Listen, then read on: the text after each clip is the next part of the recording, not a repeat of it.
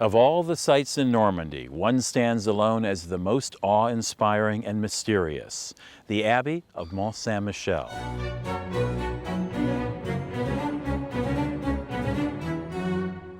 For centuries, pilgrims toiled to pay homage to Saint Michael, the powerful archangel who weighs souls in heaven. Pilgrims crossed the bay, falling victim at times to the rushing tides and quicksand. The church bell tolled to warn of the advancing tide, which people claimed came as quickly as a galloping horse.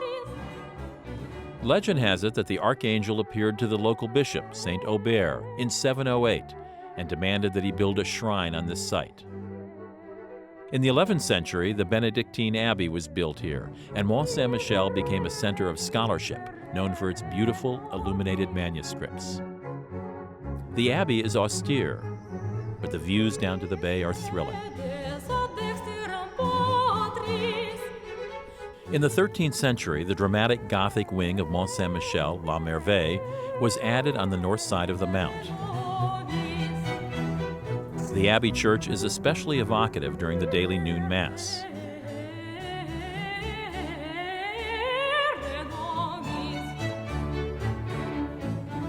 The cloisters are located on the top floor of La Merveille with views to the sea.